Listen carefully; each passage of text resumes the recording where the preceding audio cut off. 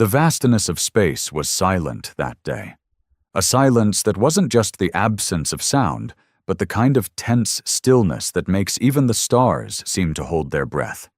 In the far reaches of the Andromeda sector, countless alien fleets had gathered, each warship a symbol of power, each commander confident they held the edge in this long-standing galactic standoff. It was a delicate balance of power, one that had lasted for centuries. And then, without warning, it happened. A single warship emerged from a hidden wormhole near the edge of the sector. It was unlike anything anyone had seen before. Massive, sleek, and humming with an energy that crackled through space itself. It was Earth's warship, the Aegis. The humans had kept it a secret for years, the galaxy unaware of just how far Earth's technology had advanced. As the Aegis appeared, every other ship froze. No signals, no attacks, no evasive maneuvers, just complete, paralyzing silence. The commanders of alien fleets stared in disbelief through their viewports, their eyes wide with shock and fear. "Identify that vessel," a voice demanded from the flagship of the dominant Zaloran Empire. But even before the command was fully given, the answer was clear. "It's Earth," came a trembling reply from a young officer who barely believed his own words. Earth, the backwater planet the galactic powers had long dismissed as insignificant, primitive, and weak. The humans, with their ragtag fleets and unpredictable tactics, had never been taken seriously. But now, here was the Aegis, shining like a blade through the darkness, proving that Earth had been hiding a terrible secret. The Aegis didn't move aggressively, didn't fire weapons or launch drones. It simply drifted into the center of the standoff, a silent sentinel that spoke volumes. No one dared to move, to breathe, to even blink. The mere presence of the human warship shifted the entire balance of power overnight. Commander Rax of the Zaloran flagship tightened his grip on the console, trying to process what this meant. "Are we sure it's just one ship?" "Yes, Commander," the communications officer replied. "Our scans show no other vessels of similar size or technology in the system." Rax frowned. The humans must be hiding more, he thought. A single warship wouldn't be enough to challenge the combined fleets of the Andromeda sector. But there was something different this time. Something about that ship that sent a chill through his bones. Suddenly, a broadcast came from the Aegis. The voice was calm, steady, and unmistakably human. It echoed across all channels, overriding every system. "This is Commander Jane Mercer of the Earth Defense Fleet. We come in peace, but we will not hesitate to defend ourselves or our allies. Consider this your only warning. Stand down, or face consequences you cannot imagine." The message sent waves through the galaxy. Aliens whispered among themselves. Fear, respect, even disbelief.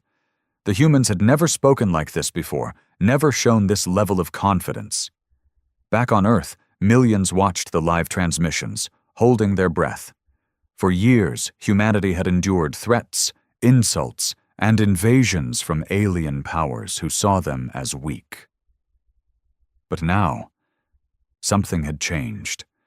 Commander Mercer's words were not just a warning, they were a promise. And when Earth's warship appeared, no one dared to move. The galaxy had always been a place where power was measured by fleets, alliances, and ruthless tactics.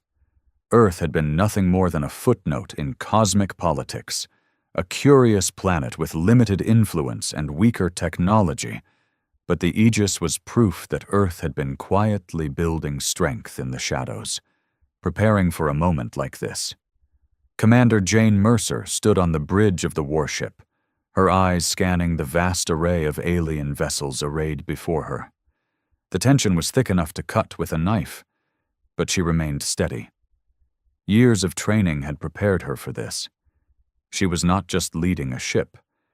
She was carrying the hopes of an entire species. "We're reading no hostile movements," the tactical officer reported. Every fleet is holding position, but their weapons are primed. Good, Mercer said. They're smart enough to know what this ship is capable of. She turned to the communications officer. Keep the channel open. If they try anything, they'll hear from us immediately. Behind her, the hum of the Aegis's engines was like a heartbeat. Steady, powerful, and unyielding. The ship itself was a masterpiece of human engineering, built with materials forged under extreme conditions back on Earth, and powered by a reactor that defied known physics. Its weapon systems were lethal, but it was the ship's advanced shielding and stealth capabilities that truly set it apart. Alien commanders, watching through their own sensors, whispered rumors. Some said the Aegis could dodge entire fleets of missiles with ease. Others claimed its weapons could punch through the thickest armor like paper. Fear spread, not just of destruction, but of the unknown potential Earth held. For decades, Earth had been the target of alien interference. Pirates, invaders, exploiters who thought humans were easy prey. But humanity had grown hardened by those struggles. They had learned, adapted, and now they were ready to claim their place among the stars. Commander, the science officer interrupted. Our sensors detect unusual energy signatures from several nearby star systems. Could be reinforcements. Mercer nodded grimly. Prepare to deploy countermeasures. Let them come. We'll show them that Earth doesn't wait for others to make the first move. Back in the Zaloran flagship, Commander Rax's frustration grew. He had underestimated Earth, and that mistake might cost him everything. We can't just sit here, Rax barked. We need to show strength. But the Aegis has us frozen, his second-in-command argued. Any aggressive action could trigger an all-out war, and they've warned us. Rax clenched his fists. His empire had ruled for centuries with fear and domination. Now, a single human warship threatened to unravel it all.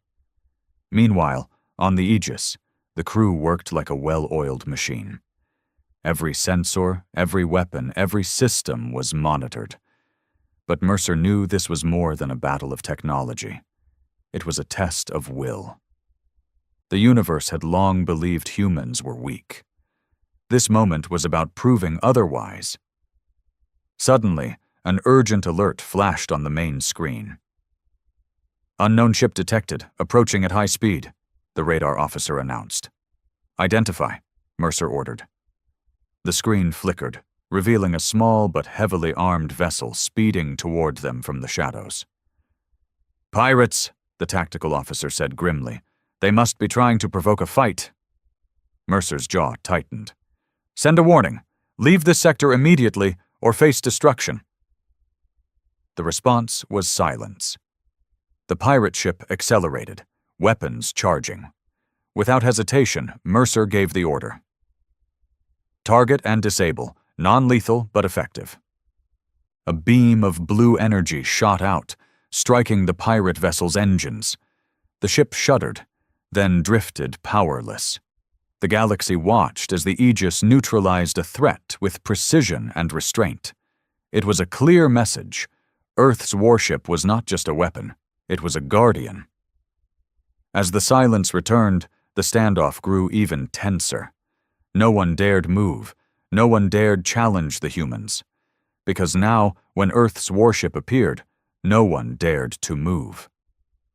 The stunned silence across the sector wasn't just about the display of power, it was about what that power represented.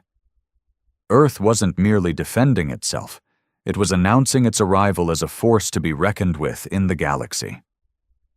Inside the Aegis, Commander Jane Mercer knew the real battle was just beginning. Their message had been delivered loud and clear. Earth was no longer the weak underdog. But with that message came responsibility. One misstep, one rash decision, and the fragile peace could shatter, dragging countless worlds into chaos. Her thoughts were interrupted by the incoming message on the secure channel. The Galactic Council, the governing body made up of representatives from the largest alien empires, had convened an emergency session. They wanted to speak with Earth directly. Patch it through, Mercer ordered. The holographic image of Grand Chancellor Vorn appeared on the main screen. A tall, thin figure draped in regal robes that shimmered like starlight. His eyes were sharp, but there was a hint of unease in his voice. Commander Mercer, Earth's sudden display of power has shocked us all. The Council demands to know your intentions. Why reveal your warship now? Are you here to threaten peace or enforce it? Mercer met his gaze steadily. Grand Chancellor, Earth has long suffered from the neglect and exploitation of others. We have hidden our strength not out of fear, but to avoid unnecessary conflict. But the time for hiding is over. We are here to protect ourselves and any who seek justice, not to wage war without cause. Vorn's expression tightened. Words are easy. Actions are another matter. Your warship's presence disrupts the balance of power. Many fear this is the beginning of an Earth-led conquest. Mercer shook her head. Conquest is not our goal. Survival is. And respect. We come offering a new era, one where Earth will not be trampled or ignored. Behind the hologram, alien delegates murmured and exchanged worried glances. The Council was divided. Some saw Earth as a threat to their dominance, others as a necessary check against corrupt empires. Suddenly, an alarm blared from the ship's sensors. Multiple ships detected entering the system, the tactical officer said urgently. They're not responding to our calls. Mercer's eyes narrowed. Prepare for engagement. We don't want war, but we're ready if it comes. The Aegis's shields shimmered as hundreds of enemy ships from various factions poured into the system, their formations tight, weapons glowing with menace. This was no diplomatic visit. It was a show of force meant to intimidate. But Mercer stood firm. Hold your fire unless we're attacked. Let's see if they have the courage to make the first move. Across the bridge, the crew moved swiftly, each member knowing the stakes. The battle that might come would determine humanity's place in the stars. As the alien fleets closed in, the Aegis remained a solitary giant against the encroaching tide. No one dared to move first, not because of hesitation, but because everyone knew what would happen if they did. The humans had made their statement. The galaxy had to listen. The tension in the Andromeda sector was thick enough to suffocate. Alien warships filled every quadrant of space around the Aegis, their weapons locked on the human warship like predators circling prey. Yet, not a single shot had been fired. The silence was a heavy drumbeat, marking the pause before a storm. Commander Jane Mercer stood on the bridge, her face calm, but her mind racing. She knew this standoff was more than a test of weapons. It was a test of wills. The alien fleets wanted to see if Earth's threat was real, or if the humans would crumble under pressure. Sir, the tactical officer reported, voice steady but tense. Multiple fleets are signaling for permission to attack. They want to strike first. Mercer's eyes narrowed. They're waiting for a sign of weakness, she said quietly. We won't give it to them. Her fingers danced across the command console, sending a message to the combined fleets. The message was simple and clear. We do not want war, but we will defend ourselves to the last breath. The reply was immediate and chilling. The fleets responded with a volley of warnings, each more aggressive than the last. Threats of destruction, demands for Earth to withdraw, veiled promises of retaliation. Commander, the Zaloran flagship is requesting a parley, the communications officer announced. Mercer nodded. Put them through.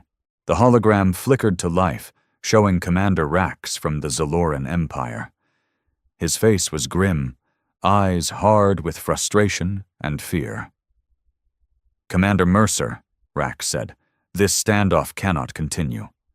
Your warship threatens the balance we've maintained for centuries. We demand you leave our sector immediately, or we will be forced to take action. Mercer met his gaze evenly. Commander Rax, Earth has no interest in dominance. We seek respect and peace. But if you believe attacking us will solve your fears, you are gravely mistaken. Rax's eyes darkened. You are new to galactic politics, human. You do not understand the consequences. I understand more than you think, Mercer replied. We have watched as your empires exploited weaker worlds, crushed dissent, and spread fear. That ends now. Earth will stand for those who cannot. The conversation ended with no resolution, but Mercer felt a strange shift. Behind Rax's bravado was uncertainty. The humans were no longer an easy target. Suddenly, the Aegis's sensors detected a massive energy buildup, a weapon charging on the Zaloran flagship. Commander, the tactical officer warned. They're preparing to fire a long-range plasma cannon. If they launch, it could cripple us. Mercer didn't flinch. Bring up the shields to maximum. Prepare countermeasures. The crew moved with practiced precision. The Aegis's shield shimmered as the Zaloran plasma blast struck, a brilliant explosion lighting the darkness of space. But the human ship held firm, barely scratched. The alien fleets recoiled, surprised and angry. No one expected the Aegis to survive such a strike unscathed. Return fire with a warning shot, Mercer ordered. Target their engines, disable but don't destroy. A beam of searing light cut through the void, striking the Zaloran flagship's propulsion system. The massive ship shuddered, flames licking its hull, and slowly drifted out of formation. The standoff intensified. Some alien commanders started questioning their orders, unsure if they wanted to face this new human threat. On the Aegis, Mercer gathered her senior officers. We've sent a message. They'll think twice before attacking again, but we can't stay here forever. The communications officer nodded. The Galactic Council is still debating. Some want peace, others want war. Mercer sighed. Then we wait, but we prepare. Earth's place in the stars depends on it. Outside the viewport, the alien fleets hesitated, their weapons still locked but hands trembling over triggers. For now, no one dared to move. Because when Earth's warship appeared, the galaxy learned that some lines should never be crossed. The standoff stretched on, days melting into nights across the cold expanse of space.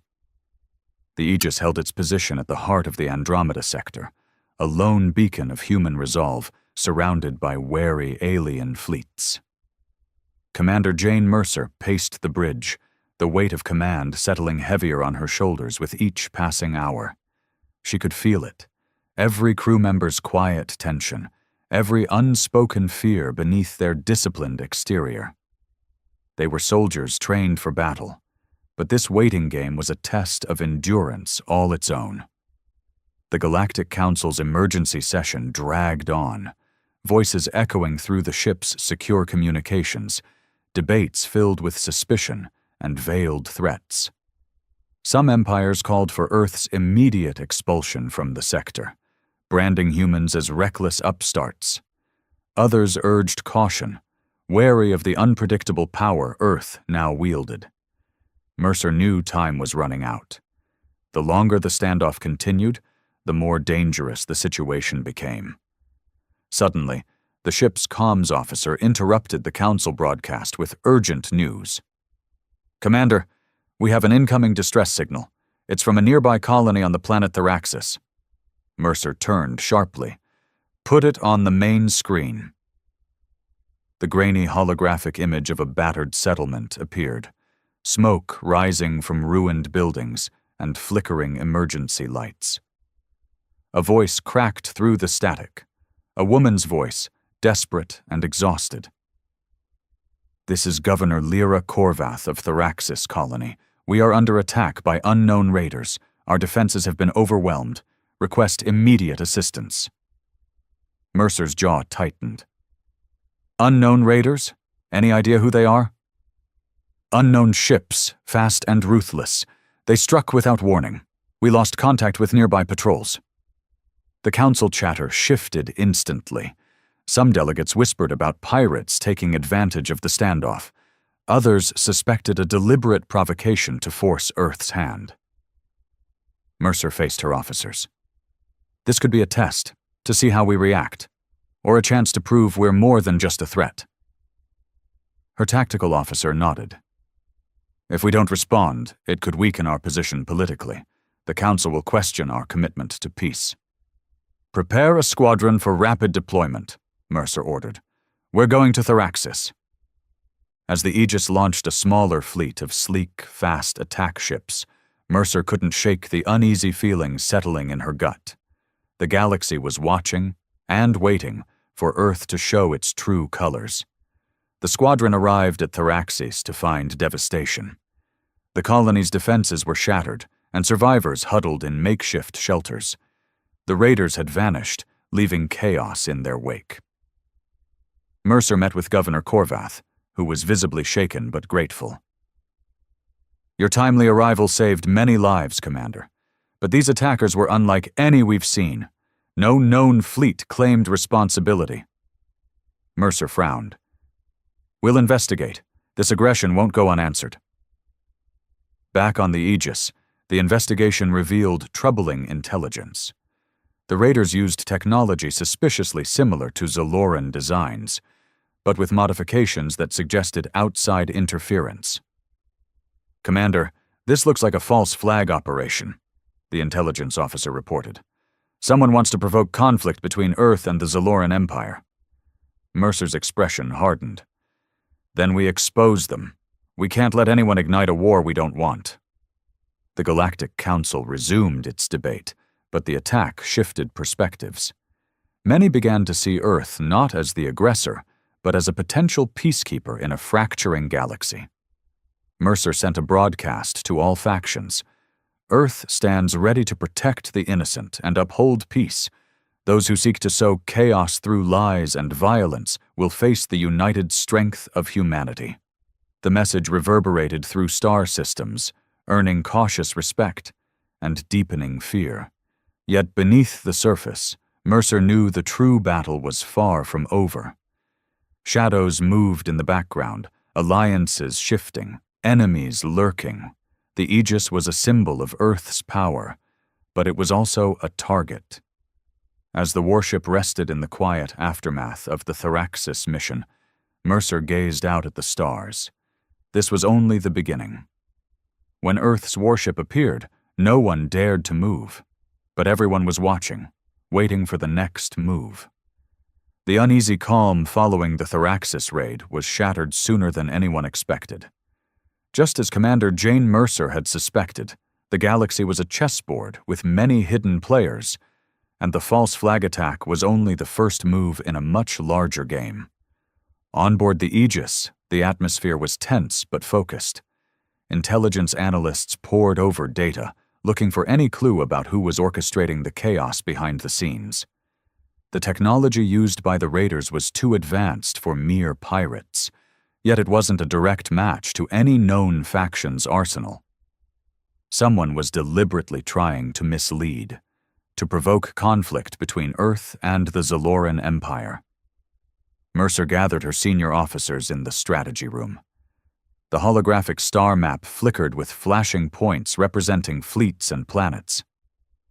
"We've got enemies in the shadows," she began. "If we want peace, we need to find out who's pulling the strings, and fast." The science officer chimed in. "Our latest scans picked up encrypted communications between unknown ships near the Saran Belt. The patterns match the raider attack frequency." The tactical officer frowned. "That area is heavily patrolled by the Zalorans. If those ships are hiding there, they're either Zaloran loyalists gone rogue, or someone impersonating them." Mercer's eyes narrowed. "Then it's time to pay a visit." The Aegis and a contingent of escort vessels jumped into the Saran Belt, moving cautiously through asteroid fields and debris. Every sensor was on high alert. Alien warships shadowed their movements, suspicion and hostility thick in the void. As they neared the coordinates, a surprise awaited them. Hidden within a massive asteroid was a clandestine base, shielded and bristling with weaponry. A fleet of ships, sleek and dark, emerged from the shadows, far more advanced than typical Zaloran designs. A message crackled over the comm channels, cold and commanding. "This is Admiral Qatar of the Obsidian Hand. We do not recognize Earth's authority here. Withdraw or be destroyed." Mercer's jaw tightened. The Obsidian Hand was a notorious mercenary group, rumored to be the puppet masters behind many destabilizing attacks. Their sudden appearance confirmed the worst. This wasn't just a galactic dispute. It was a covert war. "Prepare for engagement," Mercer ordered. "We're not leaving without answers." The battle erupted with sudden ferocity. The Aegis unleashed its full might, energy beams cutting through space, shields flaring under heavy fire. The Obsidian Hand fought with ruthless precision, their ships weaving through asteroids, striking from unexpected angles. Despite the onslaught, Mercer's crew held firm. Their training, technology, and sheer determination turned the tide. One by one, the enemy ships were disabled or forced to retreat back into the shadows. But the victory came at a cost. The Aegis sustained damage to its starboard engines, forcing the warship into a slow drift. Amid the chaos, Mercer received a transmission from the Obsidian Hand's flagship, a smug voice dripping with menace. "Commander Mercer, you've made a powerful enemy today. Earth's rise threatens to upset the natural order. You'll find no peace in these stars. Remember that." Mercer stared at the screen, unflinching. "We're not here to start wars, but we won't back down from defending what's ours." The message ended, but its threat lingered in the air like a storm warning. Back on the bridge, Mercer looked around at her crew, fatigue shadowing their faces but fire still burning in their eyes. "This is far from over," she said softly. "The Obsidian Hand will keep pushing. We need to be ready." Outside, distant stars blinked cold and indifferent. The galaxy was vast, full of darkness and light, allies and enemies. But Earth had made its stand. When Earth's warship appeared, no one dared to move. But the fight for humanity's place among the stars had only just begun. The Aegis drifted slowly through the void, its engines damaged but still holding enough power to maneuver cautiously. The crew worked tirelessly to repair the starboard engines, their hands steady even under the relentless pressure of the looming threat. Commander Jane Mercer knew that every minute they spent in this vulnerable state was a risk. Enemy forces could return at any moment, hoping to capitalize on their weakened condition. Despite the repairs, the warship remained a symbol of defiance, a testament to humanity's resilience. Reports from across the sector confirmed that Earth's bold stand had shaken the confidence of several alien factions. The once arrogant whispers of primitive humans were now replaced with wary respect, and, in some circles, outright fear. But fear alone was not enough to secure peace. Mercer spent hours in the command center, strategizing with her senior officers. "The Obsidian Hand won't stop," she said grimly. "They want to destabilize the sector, provoke war between Earth and the empires, and profit from the chaos." The intelligence officer nodded. "We've intercepted communications suggesting they're recruiting mercenaries from other systems, arming pirates, smugglers, even disgruntled soldiers. They're building a private army." "We need allies," Mercer said. "If we stand alone, we'll be overwhelmed." A plan began to take shape. Mercer reached out through secure channels to the more moderate factions within the Galactic Council, those who had spoken cautiously in favor of peace. The message was clear. Earth did not seek conquest or domination, only survival and mutual respect. Together they could form a coalition strong enough to challenge the Obsidian Hand's growing influence. Days later, the first response arrived. A fleet from the Varelian Confederacy, a race known for their diplomatic skills and advanced technology. Their admiral, A calm but determined figure named Sarah Venn boarded the Aegis for talks. "Commander Mercer," Venn said, "your courage has inspired many. The Varelians stand ready to join your cause. But we must be cautious. The Obsidian Hand is cunning, and there are traitors within the Council itself." Mercer nodded. "We'll proceed carefully, but we can't afford hesitation. Every day the Obsidian Hand grows stronger." Together they drafted a plan to root out corruption within the Council and launch coordinated strikes against the mercenary network. It was a dangerous gambit, but the alternative was allowing chaos to spread unchecked. Meanwhile, the crew of the Aegis continued repairs and training, preparing for the battles ahead. Mercer often walked among them, offering words of encouragement and sharing the weight of leadership.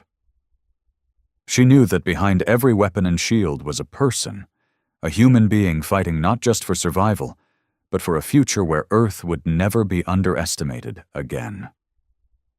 One evening, as the warship orbited a nearby star to recharge its systems, the calm was shattered by a sudden alert. "Multiple ships decloaking nearby," the radar officer announced. "Unknown signature, very fast, very small." Mercer's eyes flashed. Pirates? Or worse? The tactical officer frowned. "They're approaching an attack formation. No communication." "Prepare defenses," Mercer ordered. "We may have visitors." As the ships surged forward, the Aegis's crew braced for another battle. But this time the attackers revealed themselves, not as mindless raiders, but as skilled fighters, their tactics suggesting training far beyond ordinary pirates. The lead ship hailed the Aegis, its voice distorted but clear. "Commander Mercer, we come not to fight, but to propose an alliance. The Obsidian Hand has made enemies of many. Join us, and together we can end their reign." Mercer studied the message. Could these strangers be trusted? In this galaxy, trust was a rare commodity, hard-won and easily broken. But the offer was tempting. United, they might stand a chance. "Patch them through," Mercer said. "Let's hear what they have to say." As the conversation unfolded, new alliances began to form. The warship from Earth was no longer a solitary beacon, but a rallying point for those who sought order amid chaos. The galaxy was watching, waiting, and slowly hope began to flicker. When Earth's warship appeared, no one dared to move. But now they had to choose, stand with humanity, or be swept away in the coming storm. The uneasy alliances forged in the shadows began to take shape, a fragile web stretching across the stars. Commander Jane Mercer stood on the bridge of the Aegis, gazing out at the vast expanse where countless ships from different factions gathered. The warship from Earth, once a lone symbol of defiance, had become the heart of a growing coalition determined to confront the threat of the Obsidian Hand and the deeper corruption poisoning the Galactic Council. Yet, the weight of leadership pressed heavily on Mercer's shoulders. She knew the battles ahead would test every ounce of their strength, loyalty, and resolve. This was no longer a simple standoff. It was the beginning of a war that would shape the destiny of humanity and the galaxy. As the coalition fleet assembled, intelligence reports painted a grim picture. The Obsidian Hand had entrenched itself deeply with allies in unexpected places, corrupt council members, rogue military commanders, and mercenary leaders who thrived in the chaos. The enemy was vast, cunning, and ruthless. Mercer convened a council meeting aboard the Aegis, the holographic star map glowing with fleet positions and strategic points. "We face enemies within and without," she began, voice steady but urgent. "Our mission is clear: dismantle the Obsidian Hand's network, expose the traitors, and restore order. We must act decisively." Admiral Sarah Venn of the Varelian Confederacy nodded. "Our intelligence suggests their main base lies on the industrial world of Dravos. It's heavily fortified, but vulnerable if we strike with precision. Then that's where we go, Mercer said. But we must be prepared for anything. This won't be a quick battle. The fleet moved with purpose, slipping through space like a blade cutting through darkness. As they approached Dravos, the tension grew palpable. Reports confirmed the presence of heavy defenses, automated turrets, mines, and thousands of enemy fighters ready to defend the base. The first wave of assault ships launched from the Aegis, weaving through enemy fire with skill honed by countless drills. Explosions lit the void as the battle erupted. Inside the Aegis, Mercer coordinated the assault, issuing commands with calm precision. "Target the shield generators first," she ordered. "Without them, their defenses will crumble." Despite fierce resistance, the coalition forces pressed forward. Ships were lost, heroes made, but the tide began to turn. Suddenly, a transmission interrupted the battle. A distorted voice crackled through the comms. "You think you can stop us? The obsidian hand is everywhere. Your precious coalition will fall." The voice belonged to Admiral Qatar, the mercenary leader who had once threatened Mercer. His threat was clear. The fight was far from over. Mercer's jaw tightened. "We'll see about that."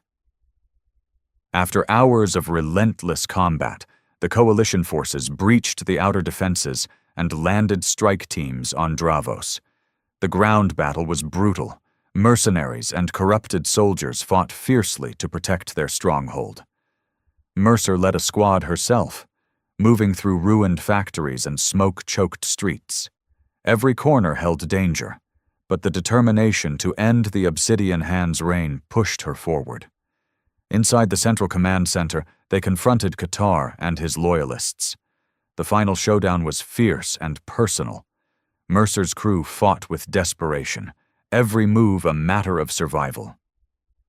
When the dust settled, Qatar was captured, his network dismantled. The Obsidian Hand's grip on the sector weakened, its dark influence starting to fade. Back aboard the Aegis, Mercer addressed the coalition leaders.